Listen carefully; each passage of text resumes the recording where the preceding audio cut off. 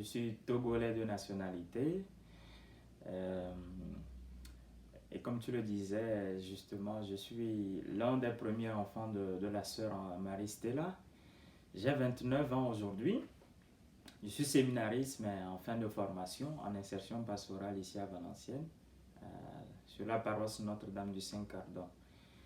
Ma relation avec la sœur Marie-Stella est une longue histoire d'amour qui remonte, je dirais, à l'an 2000. Moi, j'ai été accueilli avec mon grand frère Patrick dans l'optique, normalement, après tout, de créer une maison familiale. Et elle nous logeait dans des maisons, voilà. Ici, je crois, on parlerait d'appartements. Elle payait à ses frais. Au début, c'était même compliqué parce que c'était un peu compliqué avec la congrégation parce que c'était du nouveau. Et pour une religieuse qui accueille des enfants, qui les héberge comme ça, ou quelquefois pour certains enfants, elle était obligée de les cacher dans sa chambre elle-même, c'était un peu compliqué. Au début, il n'y avait pas de maison pour accueillir les enfants. Il n'y avait personne ne voulait parce que, par exemple, pour les enfants qui étaient vulnérables du VIH-Sida, la famille ne voulait pas entendre parler de ces enfants d'une part. D'autre part, c'était considéré comme, voilà, une honte pour la famille. D'autres même faisaient le lien avec la sorcellerie en disant ah, mais vu que c'est une maladie qu'on ne connaissait pas trop ou bien qu'on ne voulait pas accepter, du coup, beaucoup étaient discriminés, stigmatisés. Et du coup, elle prenait ses enfants quelquefois pour les mettre en communauté dans certaines maisons parce que dans des chambres inutilisées parce que histoire de voir s'il n'y a pas une maison, une famille peut-être qui accepterait de prendre soin de cet enfant. Parce que nous, par exemple, on nous interdisait de marcher avec certains parents interdisaient à leurs enfants de marcher avec nous parce qu'on était considérés comme pestiférants. On nous appelait les enfants de la sœur. Après, on dit les enfants des sœurs. Après, voilà, on disait les enfants voilà, malades. Après, on disait les orphelins. C'est-à-dire, on a reçu toutes sortes d'étiquettes. Les autres enfants ne pouvaient pas marcher avec nous. On ne pouvait même pas jouer avec eux parce que voilà, on disait, voilà, du moment où, même quand vous n'avez pas la maladie, du moment où vous êtes aidés par les sœurs, c'est que vous êtes tous dans le même lot, quoi. C'était compliqué. Ah oui, j'ai connu cette période. Et comme je le disais, nous étions dans les maisons on était en location. Et avant qu'on ne construise la première maison familiale en 2005, par un prêtre du diocèse de Nîmes, le père André Veillero, qui avec son association de personnes handicapées, se sont cotisés pour envoyer des fonds à Saint-Amand ici, et les sœurs ont reversé la totalité des fonds pour la construction de la première maison, la maison Saint-Augustin. Je suis passé à plus de 4 ou 5 maisons de location avant qu'on aille dans cette maison familiale parce que c'était compliqué. Et là au moins on se sentait chez nous. Et c'est le pourquoi la sœur n'a jamais voulu, comme elle le disait la dernière fois, qu'on parle d'orphelinat, mais qu'on parle de maison familiale parce qu'elle veut que ses enfants se sentent chez eux, en famille, et qu'il y ait cette fraternité-là, cet esprit de famille qui soit vécu dans la maison. Au fait, ça s'est passé de cette sorte parce que il y avait un des personnels de l'association de la sœur Marie-Stella en ce moment, voilà. C'était encore, voilà, elle venait de commencer et autres. Du coup, il y avait du personnel qui habitait en colocation avec mon papa et moi et ma grande sœur. Et c'est elle, quand elle s'est rendue compte après tout que voilà, le papa décidait qu'après tout, les oncles, personne ne voulait s'en occuper, c'était un peu compliqué. Du coup, c'est elle qui a parlé de ça. Elle me dit, mais tiens, j'ai un enfant, voilà, mais avec son papa se meurt. Du coup, elle venait à la maison pour assister mon papa dans ses derniers jours. Et c'est comme ça que j'ai connu la sœur. Mais c'est après le décès de mon papa. Parce que mon papa, avec elle, venait de temps en temps, voilà, pour nous saluer et autres. Du coup, il y a eu quand même un certain lien. Mais c'était dans mes 8 ans, quoi. D'abord, au cours primaire, mon papa a décidé, quand j'étais au cours primaire, on est venu me l'annoncer. On est venu me prendre à l'école comme ça, voilà, on veut te dire quelque chose, ou un cousin. Et quand j'arrive à la maison, je me rends compte que voilà, c'est mon papa qui venait de décéder. Du coup, à l'association, j'ai continué mon cours primaire dans l'école où j'étais inscrit par mon papa. Et quand j'ai reçu à mon CPD, la sœur Marie-Stella, bon, en ce moment, elle voyait un peu les aptitudes des enfants à étudier. Et en fonction de ces aptitudes, elle faisait inscrire la plupart des enfants qui avaient certaines aptitudes à étudier, à bien étudier, à aller loin dans les meilleures écoles de la région, parce qu'elle se disait il faut que mes enfants aient la même chance aussi de bien réussir que, mes enfants, que les autres enfants.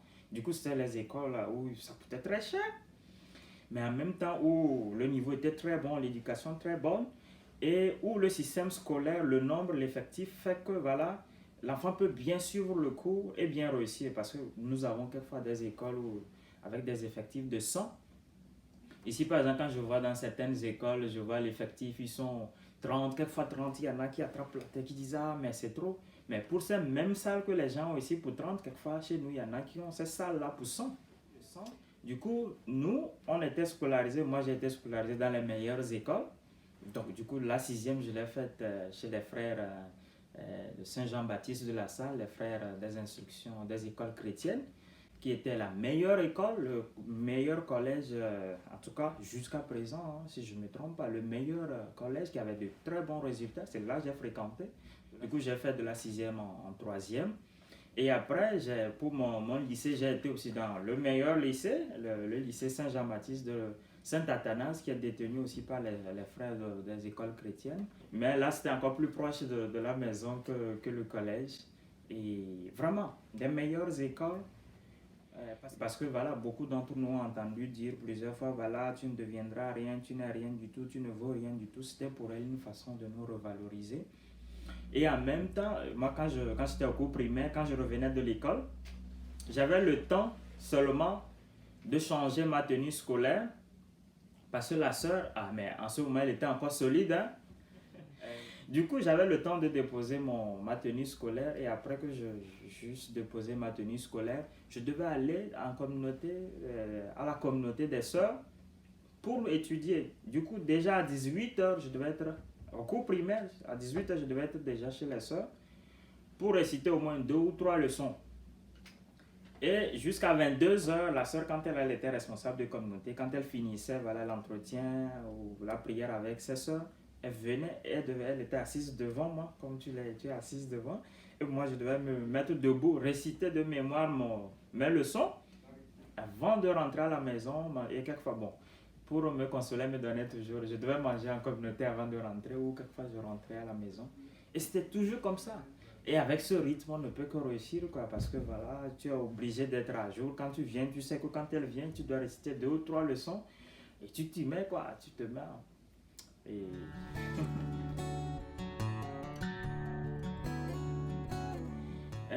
c'est depuis le collège que j'ai eu le désir de rentrer au séminaire. Parce que j'avais été en 2004 frappé par un prêtre qui avait une façon toute particulière de célébrer avec beaucoup de dévotion. Vraiment, je ne sais pas qu'est-ce qui, dans ce prêtre, vraiment me séduisait, mais il avait, c'est-à-dire dans sa façon de parler, dans sa façon de célébrer, et surtout au moment de l'Eucharistie. Je crois que mon premier amour, ça a été l'Eucharistie. Je précise au passage que je n'ai pas toujours été chrétien. Il y en a qui pensent que j'ai toujours été chrétien. Mes parents n'étaient pas chrétiens. J'ai été d'ailleurs le premier chrétien de ma famille. J'étais le premier baptisé de ma famille. Comme je le disais tantôt, j'ai rencontré ce prêtre-là qui m'a tellement séduit. Et quand je suis retourné à la maison, je mimais. À chaque fois, je réunissais mes petits frères de l'association. En ce moment, on était un certain nombre. Et je mimais des célébrations. Je leur donnais des trucs à manger, des biscuits et autres, là, en disant le corps du Christ. Je portais un gros manteau de mon papa pour dire que c'était aussi ma chasuble ou mon aube et autres. Et c'est comme ça, progressivement, j'en ai parlé à mon premier parrain, qui est le père André Veillero, qui a aidé à la construction de la première maison, qui en a parlé à la sœur. Bon, les trois, en plus de la maman de la maison, la maman Rita, ils ont causé, ils se disent, mais tiens, mais ça devient sérieux, il a vraiment envie de devenir prêtre. On le voit chaque fois à la messe des 6 heures. Et c'est comme ça, voilà, on m'a proposé d'aller au petit séminaire, au foyer séminaire de mon diocèse. Et en 2008 jusqu'en 2011, j'étais au petit séminaire de la troisième, non, de la seconde en terminale. Et c'est juste après ça que j'ai écrit ma note. Je me suis dit, mais tiens, je pense que bon, je veux bien continuer. J'ai fait ma demande pour continuer au grand séminaire. Mais tellement proche, elle était tellement contente parce qu'elle se disait, elle m'a dit une fois, en fait, elle se disait toujours, mais pour tout ce que les sœurs de Saint-Amand ont fait depuis 1962, qui sont venues aider à la mission, pour tout ce qu'elles ont fait, voilà. Euh, pour relever vraiment l'homme faible, l'homme déchu et autres, là, il fallait quand même qu'il y ait voilà, un rejeton qui ressorte vraiment de cette action-là, de cette œuvre-là des sœurs, et qui transmet en oblation, voilà, en donation de soi pour le service de Dieu, quoi, en action de grâce. Du coup, quand je lui ai dit, mais je vais rentrer aussi, elle était tellement contente, tellement contente. Et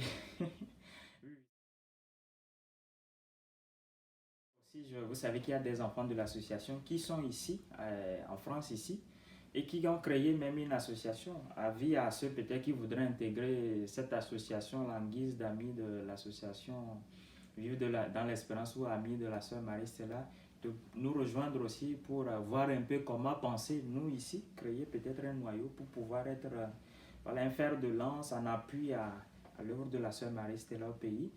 Du coup, Même nom? Nathan non. Ah. C'est Nathan, Nathan, c'est un MOBA qui veut dire l'union fait la force. L'union fait la force parce qu'on s'est dit, mais tiens, il y a beaucoup qui fédèrent, qui créent des associations pour aider la sœur Marie-Stella. Il y a déjà notre association Vive dans l'Espérance qui est là, mais il faut quand même nous qui avons été bénéficiaires de l'association parce qu'ici actuellement, nous sommes au nombre de 7 enfants de l'association qui sont en France ici. Il y en a qui sont dans d'autres continents aussi, aux États-Unis, en Asie. Pour dire un peu, voilà, le fruit de cette lutte-là de la sœur Marie-Stella, de tous ceux qui aident par ici, par là, au travers des parrainages, ainsi de suite, d'une part, mais aussi pour dire que tout ce qu'ils font, ce n'est pas vain, quoi, ça porte du fruit parce qu'on peut voir des gens qui grandissent, qui s'épanouissent et autres. Du coup, on a de très bons liens. Hier, je les ai invités. J'ai invité deux, Joseph et Félix, à venir ici. Voilà, on s'est retrouvés pour prendre un petit truc qu'on a bavardé à l'africaine jusqu'à une heure tardive et après sont rentrés.